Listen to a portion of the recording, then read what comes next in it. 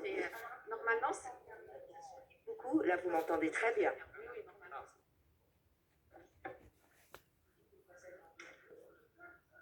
C'est ça. Bon, alors, il y a un équilibre. Ça fait ressortir vos yeux, c'est bien.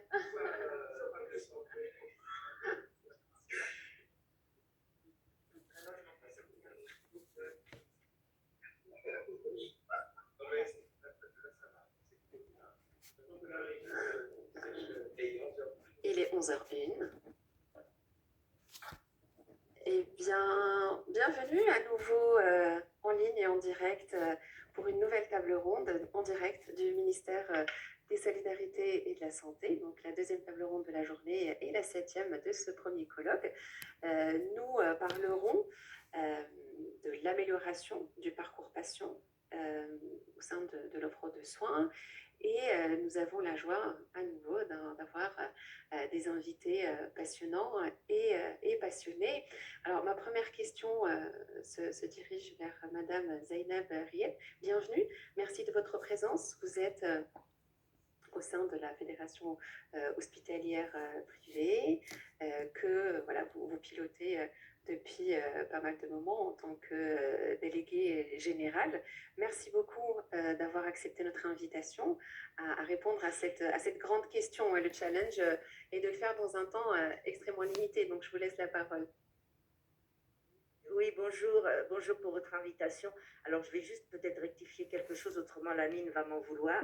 Je représente la Fédération hospitalière de France qui regroupe, comme son nom l'indique pas, tous les hôpitaux publics, mais surtout aussi toutes les structures médico-sociales publiques.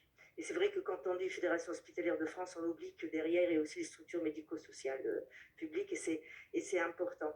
Alors, merci pour cette invitation.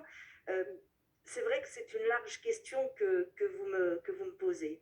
Alors, pour commencer, je pense qu'il faut partir des objectifs dont on a besoin. Donc, des objectifs en matière de santé et de besoins de santé.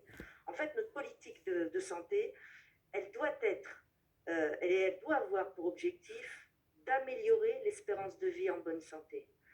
Parce qu'aujourd'hui, on constate que certes, nous avons une espérance de vie qui croît, mais qui croît avec incapacité.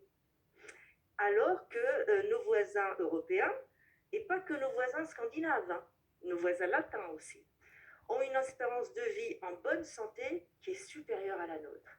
Donc on voit bien qu'il faut désormais avoir cet objectif en matière de politique de santé, partir des besoins de santé et donner à tout à chacun la possibilité de grandir, vieillir avec le moins d'incapacité possible et avec la meilleure santé possible.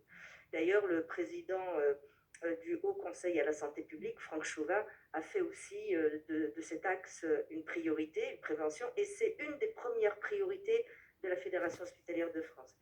Alors, pour améliorer, vous avez raison de poser la question d'améliorer les parcours de soins, puisque la crise a mis en évidence que nous avions fort à faire en la matière, et particulièrement en ce qui concerne les parcours de soins des patients ayant des fragilités, qu'elles soient liées à l'âge, à la précarité ou aux pathologies chroniques. Mais la crise a mis en évidence aussi que on a demandé, parmi les différents acteurs de santé, chaque acteur de santé se devait de répondre à des missions qui ne sont pas ses missions habituelles. Alors, je vais parler pour l'hôpital public, puisque c'est celui que je connais le mieux et que je représente. Et donc, ce qu'il faudrait, c'est que que l'hôpital public puisse assurer les missions qu'il se doit d'assurer, bien sûr de façon coordonnée avec les autres acteurs de santé, et bien sûr tous en ayant pour seul objectif de répondre aux besoins de santé de la population et des patients du territoire qu'ils desservent.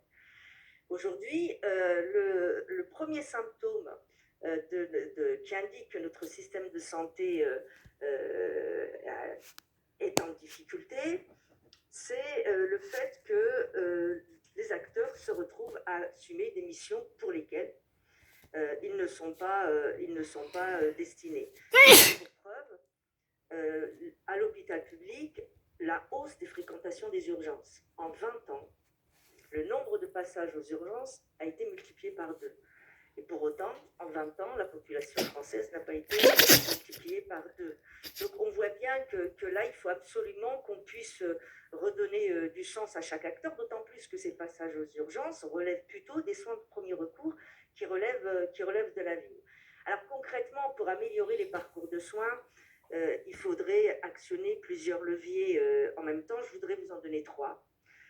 Le premier, ce sont les ressources humaines et les compétences. Clairement, il faut former plus de professionnels de santé. Pour ce faire, la Fédération hospitalière de France propose notamment d'augmenter de plus de 20% les quotas de formation en IFSI et en IFAS. Et par ailleurs, d'assurer le financement pérenne de cette augmentation de formation, d'où la loi de pluriannualité, et un financement pluriannuel en matière de santé pour sortir de cette logique économique et comptable de faire des économies chaque année en matière de dépenses de santé. Et puis par ailleurs,